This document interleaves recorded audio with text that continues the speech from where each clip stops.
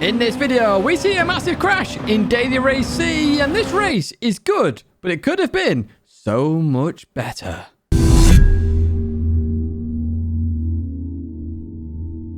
Hello everyone, and welcome back to a Gran Turismo video. We're back in Daily Race C, yes, the endurance race at Spa. But did Gran Turismo Polyphony Digital miss the mark? That's the question we're going to be answering in this one. First of all, I did say it was a good race, and if you do enjoy these videos, make sure you do hit the like button and subscribe to the channel to stay in touch with all the latest content. First up, the rolling start. Absolutely dreadful. I don't know why they would settle this race in a very nice fashion, if I'm brutally honest with you, and not change the rolling start. Absolutely stupid. So that's bad point number one. We've just jumped on board Nicholas here, then the Austrian driver going through this longer chicane there. And G from Hull there just gets a bit of oversteer, heads off into the barrier. I'm right behind it, so I also get the position as well. Jumping on board myself here, lap number 2, in towards this right-hander. We've got lots of cars up ahead. Oh, there's a car sideways as well as we continue on out here. Cal on the right. Nicholas goes to the left, 3 wide into here. Doesn't normally work. Doesn't this time either. Big old crash. We gain 3 places. You can see my laughing there.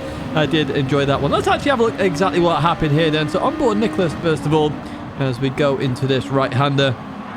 There we go. You can see the oversteer moment there. So it involved Bree as well. And this move, it just was never on. It was never going to happen there, unfortunately. And yeah, well, 3 cars into one definitely doesn't go. Let's jump on board the other driver involved in this. This is Limanov, who's on Twitch apparently, as we go into this right-hander then. What actually happens with the oversteer? So, oh, it looks like a bit of netcode there. There was definitely a bit of a gap between Bree and this driver. They're going to the left then. They had nowhere to go. Really had nowhere to go. And to be honest, they are a victim in that entire incident. They really are indeed. Right, what we are going to do, though, is jump back on board myself. Lap number 3 this time. We've gone up to the Greek driver, Anthopoulos Aris. I hopefully got that one right. I don't know. As we continue through Pouan then. And Holden up ahead. Just went a bit wide there at Pouan as we head in towards this chicane once again. And onto the brakes we go. So we've got a long stream of cars. This is where this race is really good. You can really have close racing. This custom slipstream is spot on. It's really nice they have introduced this. Slipstream is kind of strong, if I'm brutally honest with you, but it is what it is. It still allows better racing than the dirty air nonsense we have. There's a tiny bit of dirty air there, but there's nothing major. You can actually race, which is really, really, really good, and I really do enjoy this.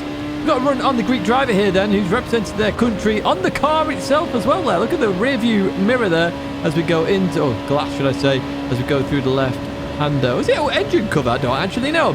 We're going to head towards bus stop chicane then. On the brakes we go, trying to send it around the outside, nearly into the back of Holden there. But fortunately we do stop it and do avoid them at the same time. The Greek driver keeps a position there as we continue on through to start lap number 4. What we'll do, though, is advance a bit further on in lap number 4 here. The Greek driver getting on the inside of Holden and in towards Pouan. There's a bit of contact there, maybe. Have to hammer on the brakes there to avoid understeering into Holden. Otherwise known as HM in terms of their nickname. And as we get on the exit there, it's very close here. As we go into this right-hander, they back out of it. We do gain a place then up into P9. We're in that top 10 then as we continue on through here. But we do have to try and get past the Greek driver up ahead as we go on the brakes in towards the right-hander. Trying to get a good run out of this corner. Now, we are within 3/10 of a second. Actually, 2/10 now as we continue towards Blanchimon. So we are going to be very much in slipstream here. What can we do? Can we get up into P8 to start progressing through the field that little bit more then? So we're going to go towards the outside at Blanchimon. A very dangerous move. However, in the weekly race guide, I did show that this is a possible move. And look at that. Brilliant racing there between ourselves. Brilliant driving there from the Greek driver. Giving me plenty of space on the outside at Blanchimon. We're coming to here then. And I was a tiny bit late on the brakes, but I still made that. And we do go up into P8 when all said and done. We jump on board Bevisen in P7 in towards Pouan, although they get it slightly wrong there. Running a little bit wide there, completely off the circuit. Going to have dirt on their tyres, which does mean that they are going to have a much less grip than I have as we head in towards the chicane. Now, I do need to get past them very quickly here because this will slow me up massively. I'm going through the left. I don't try and risk it around the outside. I was scared of any understeer they may have as we go into this right-hander. They just go late on the brakes. Going to go a little bit deep here. We get on the inside then, looking to get through. Do we do it? Yes, we do. Up into P7. Lots of fresh air in the distance. The Greek driver looking to follow me here. So what I do is I head over towards left-hand side towards Bevis. This is so I can try and force the issue of them being side by side. However, Bevis pulls in behind and it's going to be close then between us 3 as we continue on through Blanchimont, heading towards the bus stop chicane. I am going to have to go defensive here to make sure I keep this position. I don't want to lose it. I noticed I was veering towards the left, so I straightened up a little bit more here, just to allow the Greek driver a bit of space on that left-hand side. However, we do keep the position, and what we're going to do is advance towards the leader, Amenti, lap number 6 then, in towards the chicane. This is featuring a lot at the moment, isn't it, in this video? At Spa, so through left. Oh, all 4 wheels on the slippy stuff does not work. And a very weird laggy spin there. Huge damage as well. So the leader spinning out. Going to make things very interesting indeed. Now, they did have a bit of a gap then because they still haven't been overtaken here. As we continue on towards Blanchimont. And they've got damage as well, so they're going to be slowing up. We can see in the right-hand side there, those arrows are slowly closing. Let's jump a lap later and further back. Could be 2 laps later. No, it's a lap later as we go into Blanchimont. Then Amenti's up ahead, so Amenti dropped down all the way to P4 here. Lots of cars in this fight as we go into the braking zone. There is 6 cars into this one, and unfortunately there's a slight tap between the lot of them. But look at this. Portuguese driver coming in early, and this is a good part of this race. There's strategy involved. The Portuguese driver comes in the pits, and we go on board Iker, who was hit in the rear. They've got front and rear damage here, and so we go in towards turn number 1, pretty up into P2. Through the right-hander, we go on the throttle in second gear. Unfortunately for the Spanish driver, they spin round. That downforce not there due to the damage, and they're going to lose all sorts of positions. And there I go up into P5 then, so I'm making progress in this race. Lap number 11, we've caught up to SCH then. I think this is Cox, or used to be Cox maybe, I don't know. Somebody will maybe be able to confirm that one. Hold on the brakes in towards bus stop chicane. I just get it slightly wrong there, a little bit too deep. Now, I make the strategic decision. I was going to stay out, but because I had dirt on my tyres, it would cost me more time straight into the pits to change those tyres, and that's what I'm doing right now.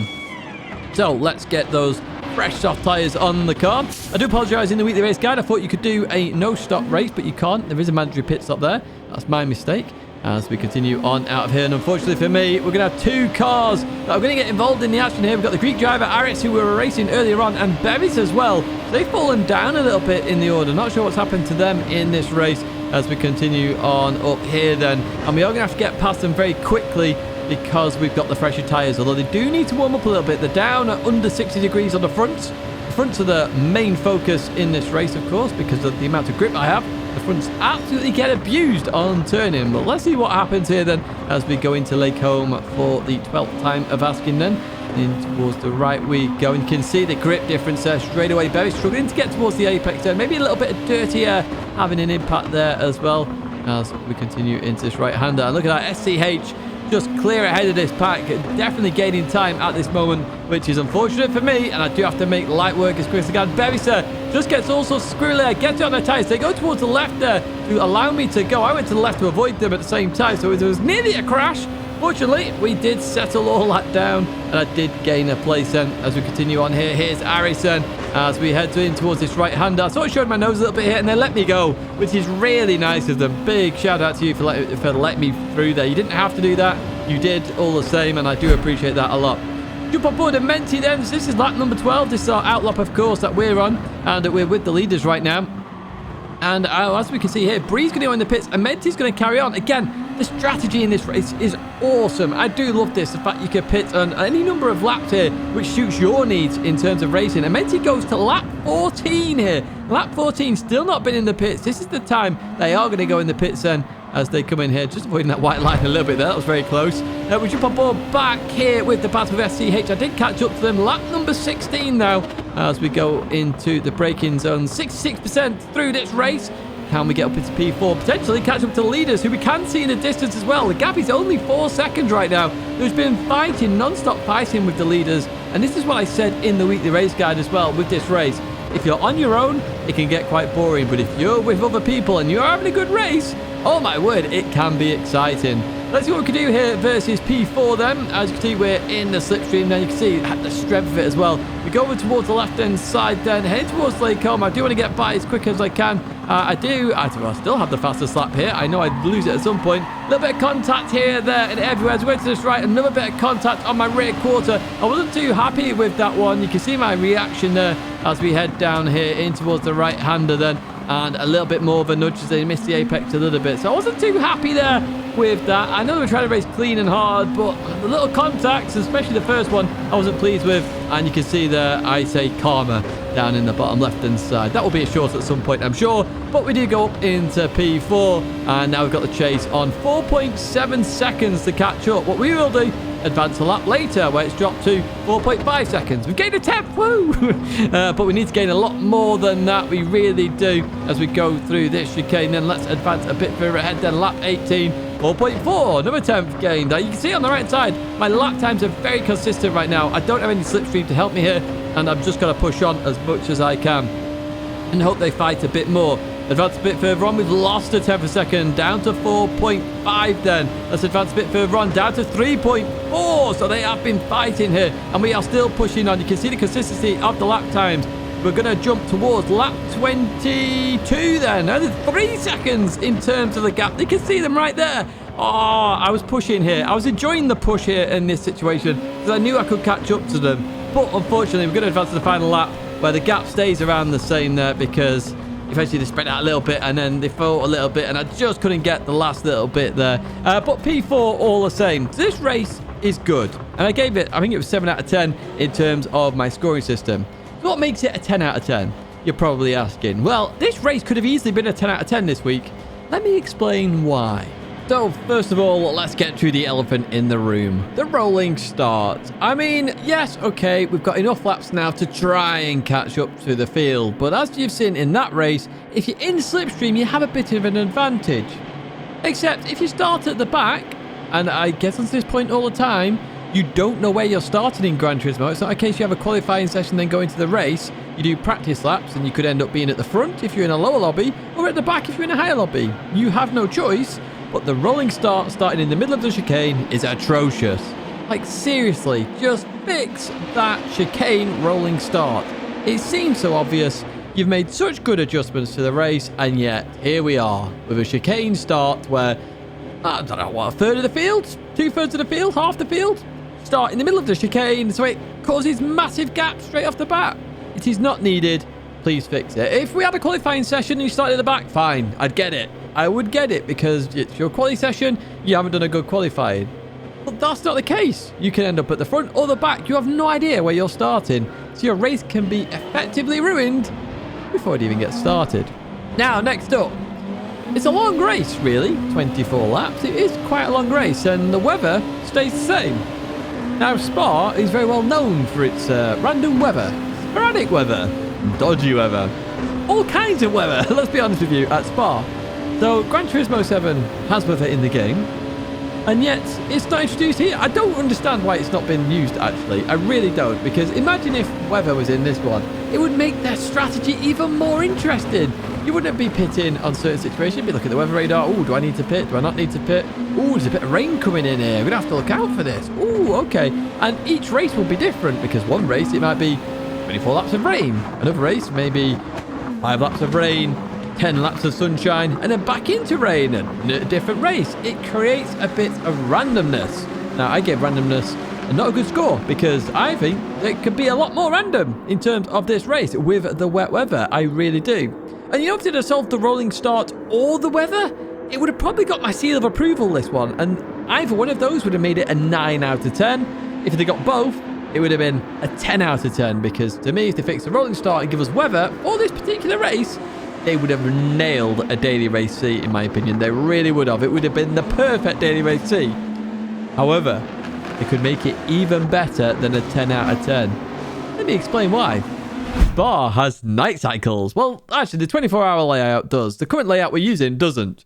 So we should really be using a 24-hour layout. But let's forget about that. It's 24 laps. We have, in real life, the Spa 24 hours. Why don't we just make it? Have day and night transition at the same time. Oh, that would have been amazing. Imagine this, right? The rolling start fixed, because it is fixed on the 24-hour layout. You can actually all start on the straight. Imagine then weather introduced and the day and night cycle. You get all three. Oh, that would have been the perfect race. And yet we're here not having the perfect race. Now, don't get me wrong. This week's race is pretty good. But if you do a lot of them, you're going to get bored. Now, I don't do it as a full-time job. So, you know, I've done a couple. How many have I done now? 3, 2, something like that. Not a major amount, but if you're doing this every night, you're going to get pretty bored by the end of the week. Whereas if we'd have had this additions, you know, the better rolling start, the weather's a big one for me, and the day-night transitions, it would have been unbelievable. I mean, I've shown clips in the background. The night transitions, the day-night transitions are so good in this game, and they don't show it off. It really does blow my mind. That to me is how they can fix this race all the same. I say fix it, just make it even better. Go from a 7 out of 10 to a 9 out of 10 to a 10 out of 10 to even an 11 out of 10 if they really just put that little bit more effort into it. I'm brutally honest. Now, of course, Bop is still a bit weird in Group 2, but at least you can use any of the 3 Super GT cars of the later years. You really can. That's going to be it for me, though, folks. I do hope you have enjoyed this video. As always, there is a button for that. It's the subscribe button and like button down below. So if you enjoy it, you hit the like button and then you hit subscribe. And guess what? You get more notifications of when more content comes out. 2 videos there to check out, including this week's weekly race guide if you are struggling here at Spa. My logo's there to subscribe, and do check out those partners down in the description. There are more down there as well. Thank you so much for watching as always, and I hope to see you in another video or live stream again very soon.